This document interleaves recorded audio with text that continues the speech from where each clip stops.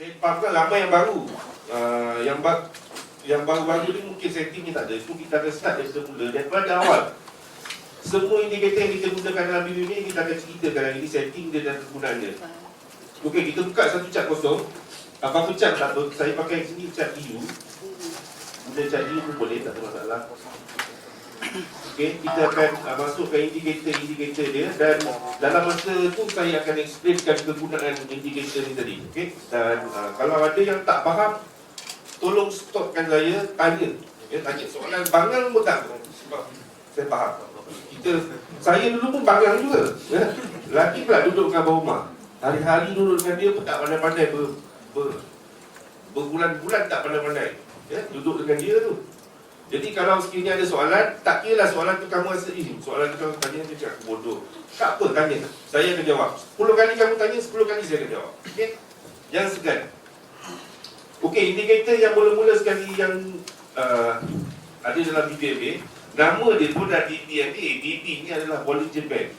So kita akan masukkan indikator yang pertama. Macam mana nak masukkan daripada yang baru ni tadi? Kalau yang tak tahu lah, shortcut dia dekat atas ni, indicators. Ataupun kalau kita nak gunakan yang ini pun boleh, indicators yang ni pun boleh. Atau lagi satu kat tools ni ke apa benda tak tahu. Tapi saya selalu gunakan yang ni lah sekarang. Trend, pergi kat trend. Dalam trend tu ada Bollinger Band. Dia ada Bollinger Band. Dan Bollinger Band ni kita gunakan yang default setting. Tak ada pertukaran apa-apa. Pertukaran hanya pada warna dia saja. Warna dia saya suka gunakan warna royal blue. Sebab nampak cantik sikit lah kot. Okay. Kita gunakan warna royal blue. Jadi ketebalan tu kita tebalkan sikit pun tak apa. Bagi dia nampak nampak ketebalan nombor 2. Kalau default setting ketebalan yang nombor 1. Kita tingkat ketebalan nombor 2. Okey, dapat tak setting dia? Yang baru-baru, dapat setting tak? Ke nak ulang? Kau jom mana ada? Jom? Dapat? Baik. Kata setting dia tinggi. Jom, dia tinggi. Okey, setting dapat So ini adalah Bollinger Band, standard ataupun default setting. Setting 20. Settingnya adalah setting 20. Dan kita nampak Bollinger Band ni tadi dia ada 3 line. Bukan 3 line, tidak 3 line. Dia ada 3 garisan. Dia ada 3 garisan. Garisan yang atas, garisan tengah dan garisan bawah. Dan nama-nama dia sendiri. Garisan yang atas, tengah ni sebab garisan putus-putus. Yang bawah ada 1 line. Dia ada 3 garisan. So garisan-garisan ni tadi dia ada nama dia ada sendiri. Yang atas ni sebab dia duduk kat atas, kita panggil dia top BB lah. Top Bollinger Band. Yang bawah kita panggil low BB. Yang tengah kita panggil mid BB lah. Okey. Garisan-garisan ni tadi dia kalau kita nak tengok dia punya function garisan ni tadi, dia ada memainkan peranan ni. Garisan ni bukan saja dia suka jadi bentuk macam kembang, kucuk, jadi tak ada. Dia bukan suka-suka, dia menggambarkan sesuatu. Setiap garisan ni tadi, pergerakan ni tadi menggambarkan sesuatu. Dia bukan saja-saja terkembang, saja-saja kucuk, saja-saja dia tercekik macam ni kan. Dia ada makna yang tersirat di sebalik itu. Dan kalau kita rajin membuat pemerhatian, kita akan nampak apa yang sebenar Bollinger Band ni cuba sampaikan kepada kita. Dia menyampaikan sesuatu. Jadi sebenarnya atas ikhtiar kita, atas inisiatif kita untuk memerhati benda ni. Bila kita rajin perhatikan Bollinger Band ni tadi, kita akan nampak dia punya rentak antara itu bila tengah, bila berkeadaan macam ni. Contohnya bila dia berkeadaan macam ni, sebelum dia menjadi macam ni, kita nampak daripada berkeadaan dia rapat macam tu, top BB ni, middle BB, tiba-tiba dia terkangkang. Dia menggambarkan sesuatu. Kadang-kadang dia macam tu. Kadang-kadang dia macam ni. Kadang-kadang dia buka sikit je, macam tu je. Semuanya memberi makna-makna yang tertentu. Tetapi yang jelasnya, bila dia mula terkangkang daripada berkeadaan mendatar macam ni, dia memberi tahu bahawa ada momentum yang kuat sedang berlaku. Jadi, dan kita perhatikan dia umpama macam Bollinger Band ni umpama macam satu sempadan atau kandang. Macam kandang kambing ke kandang lembu ke macam itulah. Kambing-kambing tak boleh keluar daripada kandang. Lembu-lembu mesti duduk dalam kandang. Jadi dalam kes ni, candle ni lah kandang dia. Candle ni lah demi kambing ke lembu dia. Jadi candle ni tadi, dia mesti duduk di dalam. Dia tak boleh berada di luar. Dia wajib duduk dekat dalam. Tetapi dia kadang-kadang keluar. Bila dia keluar, bermaksud ada sesuatu yang tak kena. Sesuatu yang dia cuba sampaikan. Dia tak puas hati ke, dia kena marah ke apa ke, dia duduk kat luar. Maksudnya ada sesuatu yang dia cuba gambarkan. Bermaksud pada masa biasa, dalam keadaan normal, yang tak ada momentum ke, dalam keadaan yang biasa-biasa, dia sentiasa bermain di dalam saja. Dia duduk dalam saja. Candle ni bermain kat dalam. Tapi bila dia terkeluar daripada Bollinger Band, dia memberitahu sesuatu. Ada sesuatu yang tak kena dekat situ. Something yang abnormal, di luar daripada biasa. Biasa dia kena duduk dekat dalam. Yang tak biasa dia duduk kat luar. Bila dia duduk dekat luar, dia memberitahu sesuatu. Faham tak? Maknanya ada sesuatu nak jadi. Okay? Dan Bollinger Band ni tadi, keadaan dia tak banyak keadaan yang kita perlu perhati. Dia selalunya berkeadaan sama ada keadaannya mendatar, macam contohnya sekarang yang ni, dia berkeadaan flat je, mendatar. Dia kurang macam ni lah, flat je. Itu bermaksud dia tak ada momentum, dia tak ada kekuatan. Price tu dia akan ranging macam tu saja. Dia bermain-main di antara top BB, lower BB. Mungkin tak sampai top, tak sampai low. Dia bermain di dalam range itu saja. Maknanya tak ada momentum. Tetapi bila dia mula terkangkang macam ni, itu terkangkang sebab ada gap Boleh tak ada gap pun dia boleh jadi terkangkang macam ni. Bila dia mula terkangkang, lagi besar kangkang dia, lagi kuat dia punya lompat dia tu. Dia punya price tu melompat lagi kuat. Lagi besar dia punya terkangkang. Yang saya katakan terkangkang ni tadi, kita nak tengok yang ni. Yang ni. Ini dengan yang ni. Lower BB dengan top BB ni tadi. Yang itu yang kita nak tengok. Ada yang tak boleh nampak yang dekat situ Yang ni. Ini terkangkang. Bukan yang ni. Kita nak tengok masa dia tengah sideways. Ini sideways. Masa keadaan sideways di mana BB tadi mula mengecil, merapat. Dia rapat je. Dia rapat. Dan kemudian tiba-tiba dia terbuka. Yang ni yang saya sebutkan terkangkang tadi tu. Lagi besar dia punya kangkang, lagi besar dia punya lompat, lagi besar dia punya price tu bergerak, Contoh macam ni. Bila ada movement yang besar, dia akan terbuka. Top BB dengan lower BB akan terbuka, akan terbuka. Itu keadaan yang biasa kita boleh nampak. Dan satu lagi keadaan di mana keadaan BB mendatar. Dua keadaan ni saja. BB mendatar, BB menegak atau mendatar. Maknanya kita kena ingat dua perkara. Satu, BB menegak. Lama betul dia tak boleh kekok ke tu. Dua, BB menegak ataupun menegak naik atas lah. Kalau dia turun bawah, BB menurun. Ini dalam kategori yang sama. Menegak atau menurun. Dan satu lagi BB mendatar.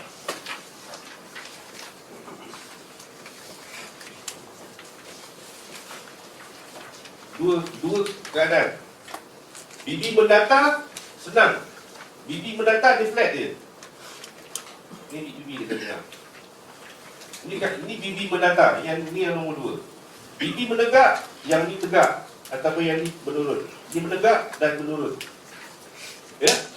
Dua keadaan tu. Dan dua keadaan ni tadi, cara kita nak interpret ataupun cara kita baca bila berlaku keadaan mendatar ataupun dia menegak menurun tadi berbeza. Tak sama.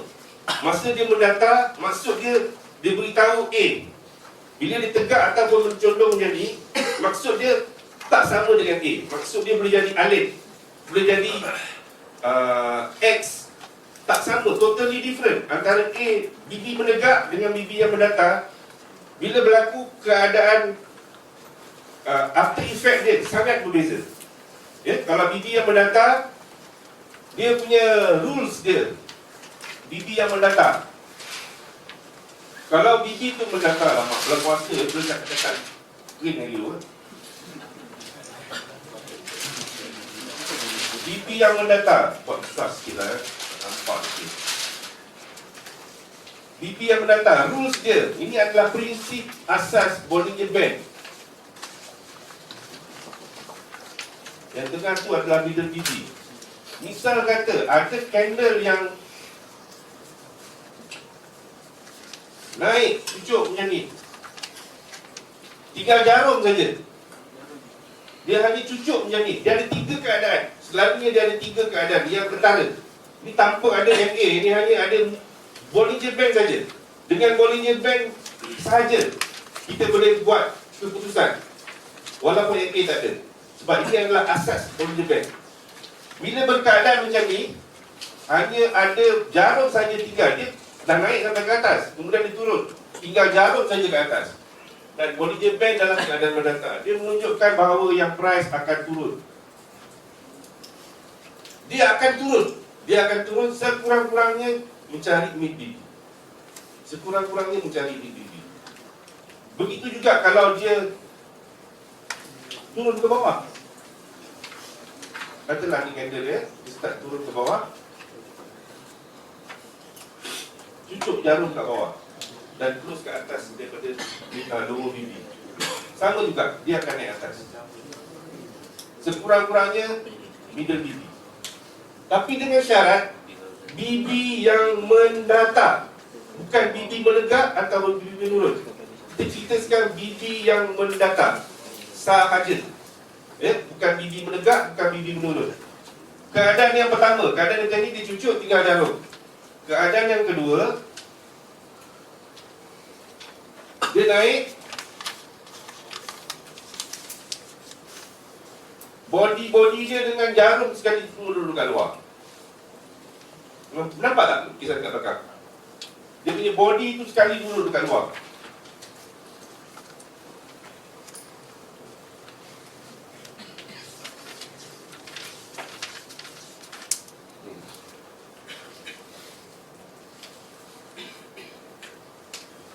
Ataupun kalau kat bawah dia macam ni lah. Selepas penurunan lah yang ni, dia terkeluar daripada BB dan close di bawah BB. Yang ni close di atas BB. Dua-dua ni sama. Yang ni mengatakan yang dia lepas tu dia akan naik, yang ni beritahu lepas tu dia akan turun. Sama. Dia benda ni sama. Efek dia sama. Lepas tu dia akan, kalau cucuk atas, dia akan turun bawah. Dia cucuk macam ni, boleh jadi yang macam ni. Dia boleh jadi cucuk macam ni. Tapi dia punya result selepas tu dia akan turun. Sekurang-kurangnya mid BB. Okay. Dan satu lagi keadaan dia, dia cucuk tapi tak lepas. Sentuh je. Sentuh je ni tu. Dia tak keluar, dia sentuh je. Cuit je. Dia cuit je. Tok BB tu dicuit je. Atau belum BB tu dicuit je.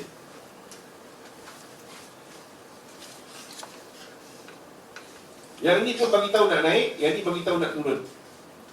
Dan sama macam tiga-tiga ni sama. After effect dia tetap sama. Semua akan. Kalau jadi macam ni dia akan turun, jadi macam ni dia akan turun, jadi macam ni pun akan turun. Jadi macam ni akan naik, jadi macam ni pun akan naik, jadi ni pun akan naik. Sekurang-kurangnya cari mid BB. Sekurang-kurangnya adalah di mid BB. Okey? Dapat yang tu? Ada soalan setakat tu? Boleh faham? Yang ni hanya untuk BB yang mendatar sahaja. Dan yang ni tidak ada moving average, hanya Bollinger Band saja. Kalau ada moving average, yang ini selalunya MA dia akan jadi macam ni. Yang ni MA dia mungkin akan keluar. Yang ni MA dia mungkin kat dalam. Yang ni kita tak nampak ekstrim betul-betul. Yang ni kita akan nampak betul-betul ekstrim. Dan sebab itu saya selalu dalam seri chart saya ada BB Division 2. BB Division 2 saya akan capture ni sebagai ekstrim dan ini juga sebagai ekstrim. BB Division 2. Kalau kita masukkan lah, itu bukan standard BBMA, itu standard saya.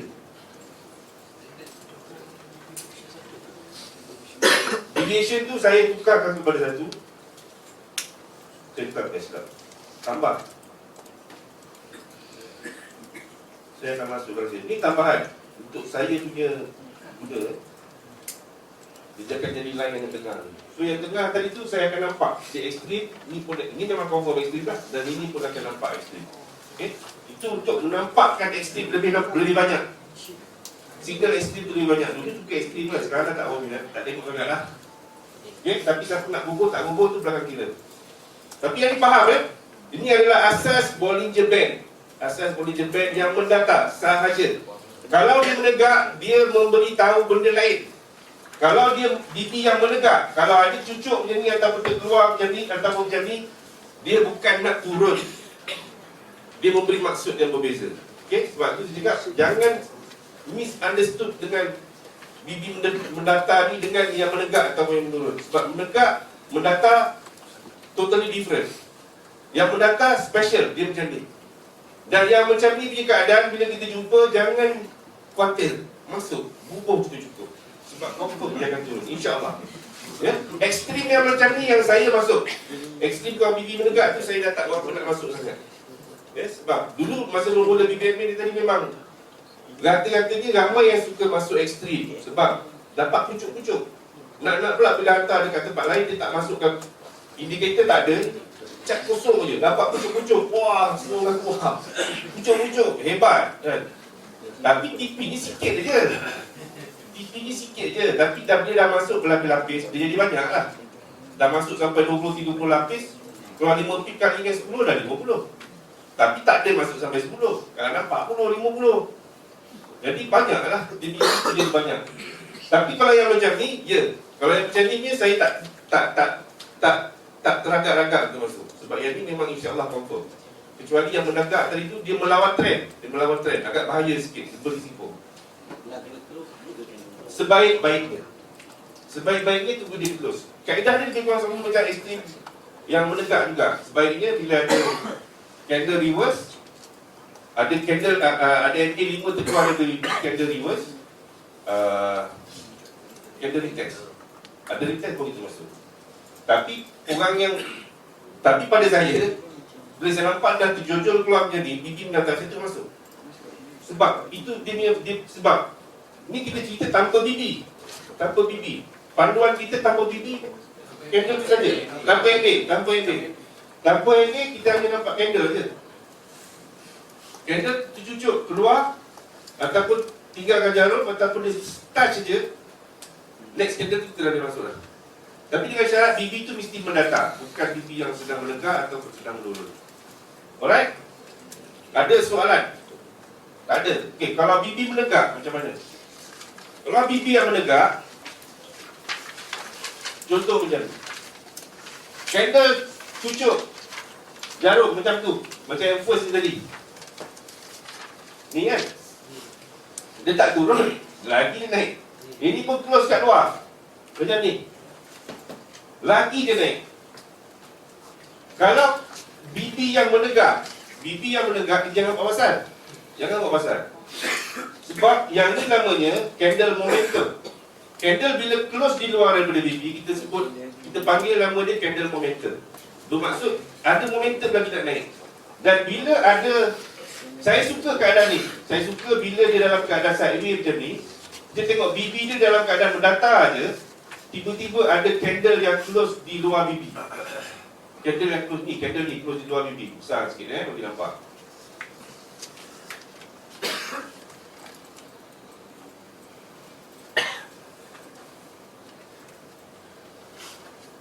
Mana pula hilang.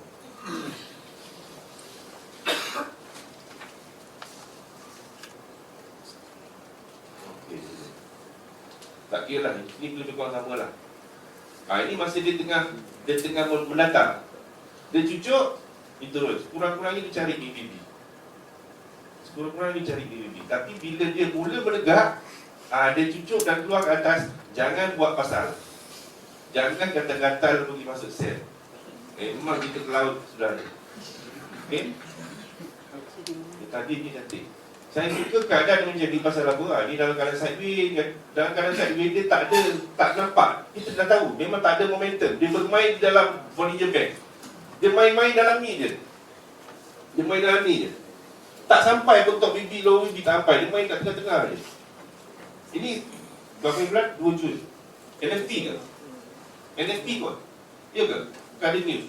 Selalunya macam ni, bila cycle yang panjang macam ni, selalunya ada news nak keluar. Ada news nak keluar, news yang besar mungkin. Jadi price market, bukan market sebenarnya, orang lah, trader berhati-hati nak tunggu news punya result, baru dia nak masuk. Jadi masa tu tak ada orang nak masuk position. Kita je yang kata nak masuk sebelum news. Orang tak masuk. Trader profesional semua tak masuk. Kita je yang kata nak masuk. Yang bergerak tinggi-tinggi kita lah yang gerak tu. Yang besar-besar ni depan tu baru dia orang masuk. Bankers lah semua kan. Kat sini kita lah yang kata-kata patut terkena. Kita masuk sell pula. Naik ke atas. Menggagau kan. Ya. Macam yang first skandal sebelum dia menegak tu, macam mana dengan tu, macam mana kadang-kadang kalau kita sell kat situ, dia dah touch atas tu kan. Kalau kita yang satu je cara dia. Okey, apa lagi? Yang candle yang tu kan.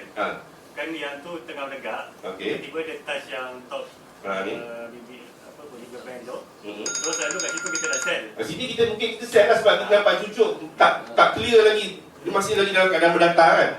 Kita nampak macam berdata lagi ni. Memang berdata lah pun. Sebab dia tak apa ni kan, kita cucuk, jadi kita masuk sell. Dia naik lagi, kita lapis lagi sell.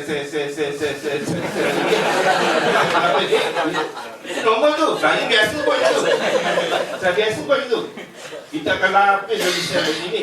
Ni berlapis sell, terus kat sini. Dalam cantik ni nak turun perempuan ambil bibi ni. Terus buat macam ni. Dia close kat luar. Apa kita nak buat?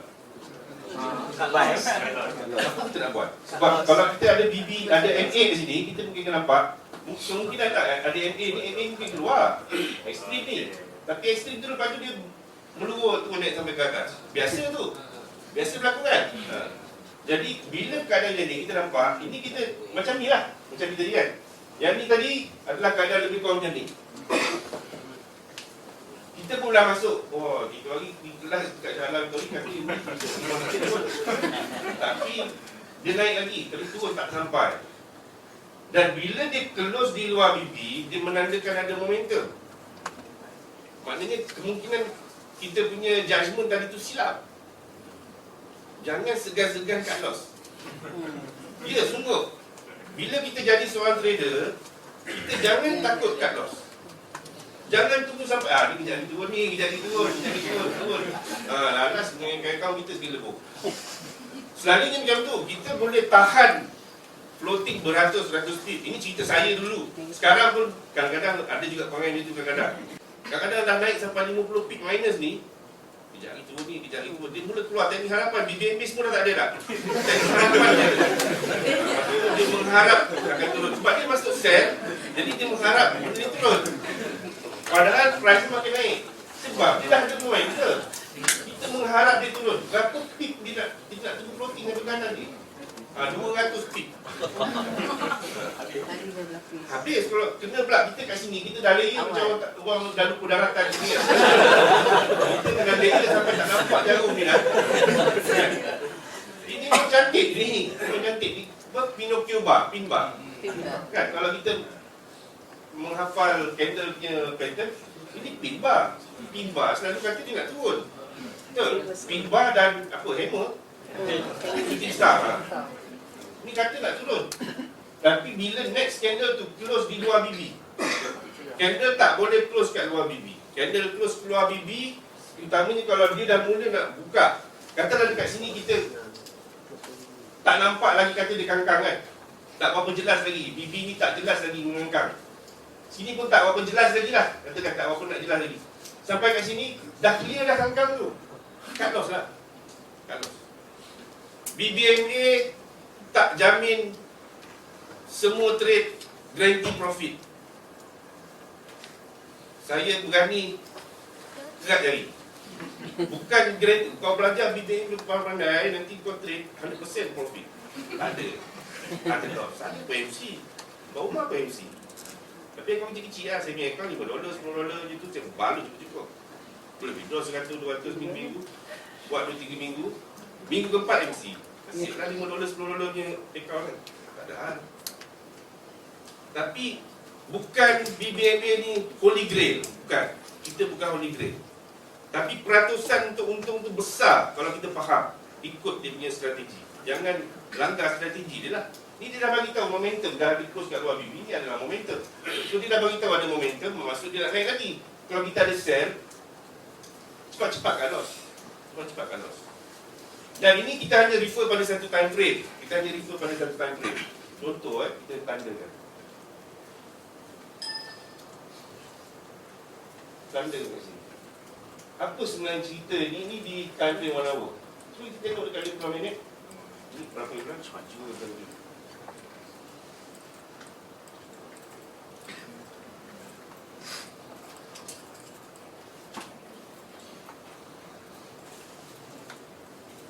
bulan Jun. 2 bulan Jun, dekat sini lagi dah keluar dah momentum dia. Semua dah keluar. Jadi BB mendatang kita gugur lah. Sampai ni tapi kalau dah kecil sangat jadi saya tak masuk. Kalau BB mendata yang sekecil menjadi saya tak masuk sell lah, kecil sangat. Range ni terlalu kecil. Kalau range antara top BB ke lower BB ni, top ke lower BB ni tadi dalam 20-30 pip mungkin saya scalping lah. Tapi kalau setakat 10-15 pip, 20 pip saya tak masuk. Kecil sangat. Kita tu spread lagi kan. Jadi kalau macam ni tunggu je. Kalau dia jadi BB mendata yang seperti ini, yang kecil macam ni, pasti akan ada satu ledakan yang besar selepas tu. Pasti akan ada satu ledakan yang besar. Bila dia punya ni makin kecil, bawah daripada 10 ke macam tu, bawah 20 ke, kecil sangat, pasti akan ada ledakan. Dan kita boleh nampak, semua keluar ke atas, tak lepas, tak sampai ke lower BB. Jadi kita dah nampak, dia tak boleh masuk sell ni. Walaupun kat 1 hour tadi kita nampak macam sell kan, tapi kat 15 minit tak nampak boleh kita beli sell. Sebab tu kita kena tengok beberapa time frame. Kita kena tengok beberapa time frame. Utamanya, kalau kita nampak tadi buy, sell tadi tu kat 1 hour, tengok time frame yang kecil bawah dia. Tengok 15, 30 minit boleh tengok, 15 minit boleh tengok, 5 minit pun boleh tengok. Apa cerita dekat time frame yang kecil bawah dia. Yang time frame bawah tadi, kalau kita masuk sell kat sini masih boleh TP lagi ni. Masih boleh TP. Tapi kalau kita nak masuk sell, kita tengok 15 minit, kecil sangat dia range, kita tak berani nak masuk sell. Tapi bila dia dah mula terkangkang macam ni, close kat luar, dia pun dah close kat luar, kita nak masuk sell pun tak berani. Kita akan tunggu peluang untuk masuk buy. Jadi semua re-entry buy ni. Kalau ada MA5, MA10, ini tempat re-entry buy ni, tempat kita masuk buy. Tempat kita masuk buy. Ya? Sebab tu, kita tak boleh berpandukan kepada satu time frame semata-mata. Sebaiknya kita tengok beberapa time frame, multiple time frame. Sebab tu saya punya chart ni saya letak dalam 4 chart. Dulu saya pakai, saya letak, mula dulu 15 minit, 1 jam, 4 jam. Sekarang ni daily pun saya letak daily. 4 sekali letak bagi daily. Okay. Kalau yang ada banyak monitor tu bolehlah buku. Dia 1 minit kan semua, suka lah kan. Ada 2 monitor, 3 monitor yang kita boleh guna, lagi cantik lah.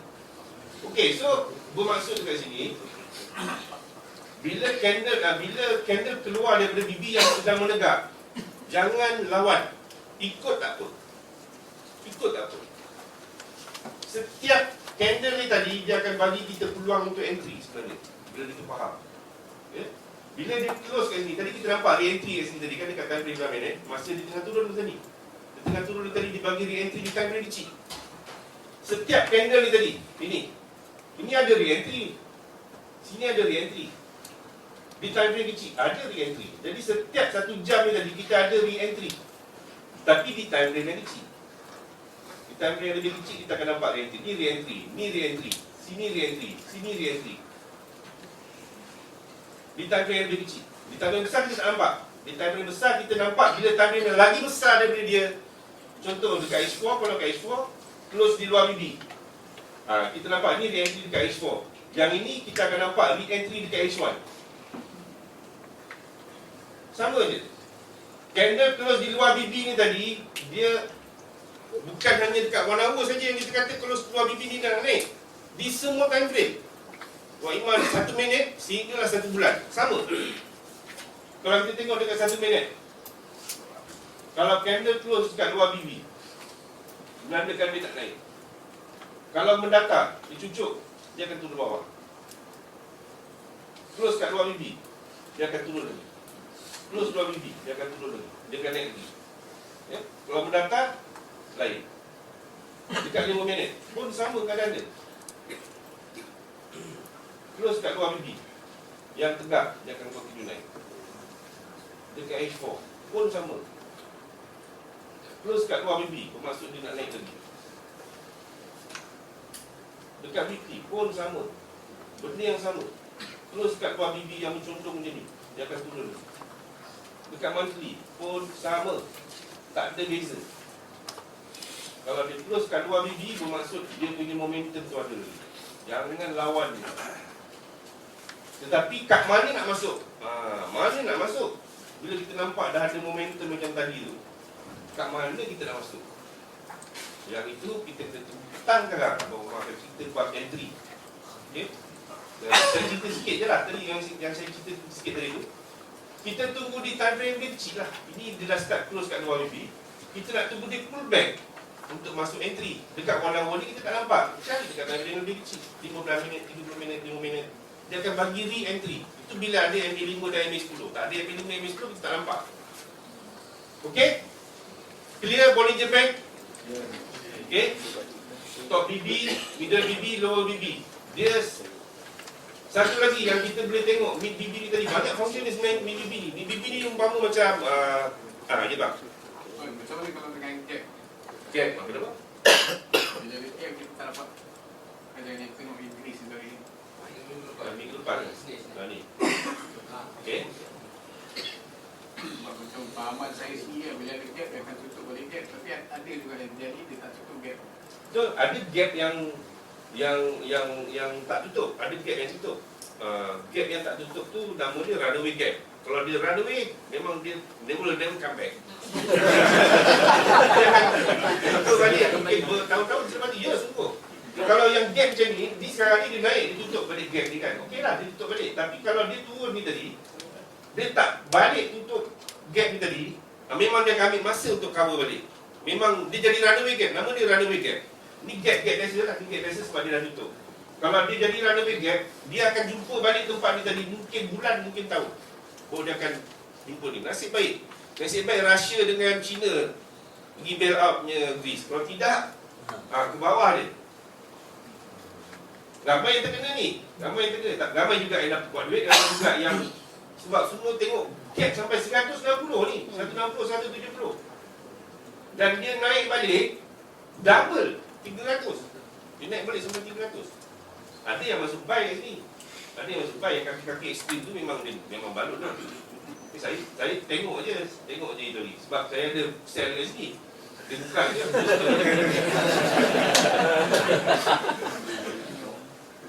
Tapi akaun $6, $7 itu ialah jadi $30, $40 dah lah tu kan. Itu je. Lepas tu dah masuk hospital lah. Alah, mahal. Okey, gap saya tak tergap sebenarnya. Saya tak tergap. Tapi gap macam itulah. Selalunya kadang-kadang gap dia akan, kita tak tahu gap yang mana yang nak cover balik, gap mana yang tak cover balik. Tak ada dia ni formula tu, saya tak ada lah. Tak ada formula tu. Sebenarnya tanya dengan bawah pun tak ada formula tu. Gap ni lebih kepada guessing lah, guessing. Macam ni kalau kita tengok BBMA dia ada bagi MHP. Ada signal MHP. MHP maknanya pertukaran trend. Kalau kita tengok dekat sini, kalau kita tengok dekat 15 minit, apa dia cerita dekat 15 minit? Clear, MHP. MHP juga. Sini jadi ekstrim, cucuk ni kan. Dan itu naik, ada momentum pula lagi. Itu naik lah. BBMA bagi signal lah, tapi kalau based pada gap ni semata-mata, kita pun tak tahu dia nak tutup, tak tutup. Tapi BBMA bagi signal. Dia bagi signal dia nak pergi ke mana. Dia akan beritahu. Itu satu kelebihan yang saya cakap ada pada BBMA lah, yang saya angkat mas bakal kat sendiri lah, dia buang gitu kan.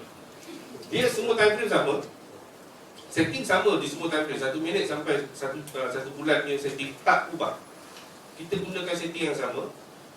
Kalau default setting lah di 1 minit ataupun di 1 bulan, di satu hari daily je tetap sama. Dan kita boleh guna di mana-mana broker. Tak ada ketetapan, oh ini hanya boleh pakai kat Albari je ke, kat LX Pro je ke, kat sekian-sekian broker. Broker lain dia punya bacaan tak tepat. Tak ada. Any broker you can use BBMA. Boleh guna mana-mana broker. Dan kemudian bila masa? Dia tak ada hari-hari tertentu, bulan Disember, dekat-dekat nak Christmas, dekat hujung tahun tu tak boleh trade. Respons-power tu yang cakap hujung tahun tak boleh trade pasal tak ada signal lah. BBNB dia tak bagi signal, ada signal bubuh je. Dia tak ada masa yang dia tak ada bagi signal. Kecuali bila time tak ada pergerakan lah. Satu hal confirm tak ada lah.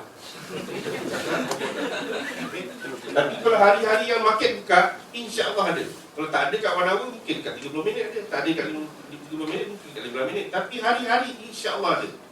Ada kutu dalam bank ni 1 minit pun dia hubung. 1 minit. Saya lama dah tinggal benda tu.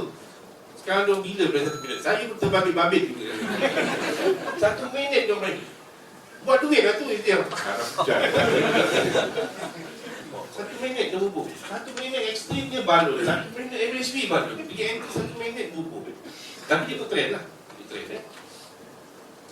Okey, itu kelebihan dia yang saya nampak. Dia boleh sebab tu dia cakap BBNB ni bukan volunteer bank movement. Bila-bila masa waduh. Bila masa boleh hubung. Bila masa ada BBNB. Okey? Sambung balik MIT-BP ni tadi. MIT-BP ni tadi, dia function dia sebenarnya kuat function dia. Sebab apa? BBNB, MIT-BP ni tadi, dia merupakan, dia adalah moving average 20. Kalau kita masukkan moving average, letak 20, dia sebenarnya adalah moving average 20, simple moving average. Kita bubuhkan color merah. Dia adalah MIT-BP itu sendiri adalah SMA 20. Okay? Jadi ada orang yang trade hanya gunakan ini saja. Dia hanya pakai MIT-BP saja ataupun SMA 20 saja. Kalau candle duduk dekat atas MIT-BP, buy saja, dia tunggu buy saja. Bila dia start cross SMA 20 tadi, sell saja. Dia akan cari sell saja. Boleh? Tak ada masalah. Kalau kita hanya guna Bollinger Band,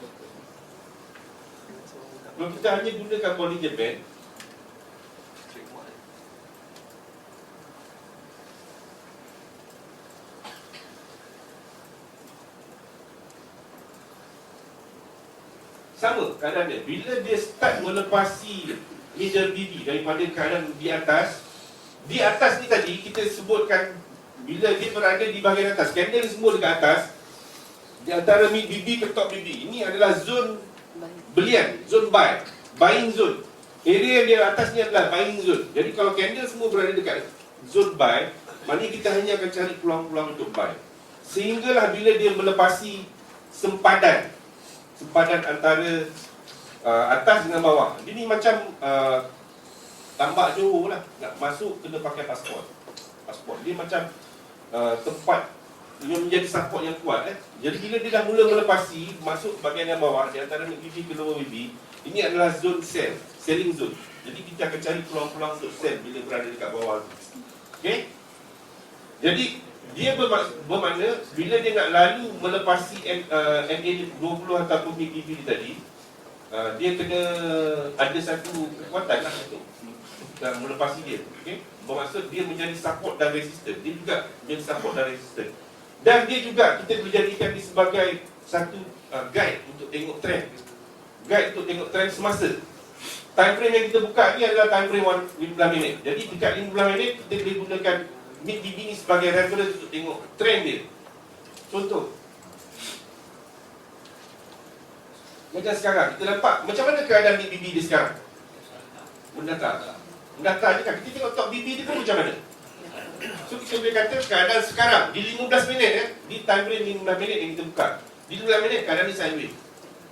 Bila sideways kita ni baca, dia akan ranging di dalam top BB ke lower BB je. Dia akan bermain dalam ni je.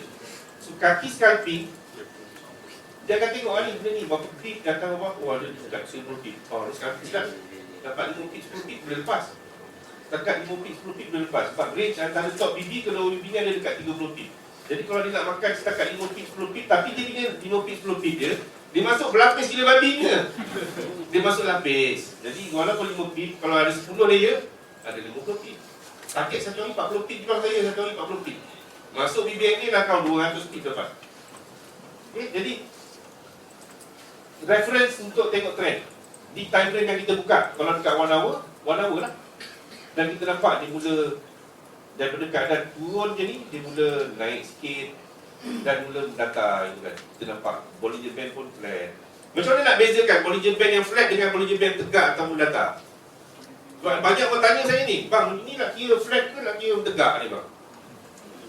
Macam mana nak tengok? Mendatar tu, dia mendatar ke ataupun dia tegak? Contoh macam ni lah. Ini nak kata dia tegak ke mendatar ataupun menurun?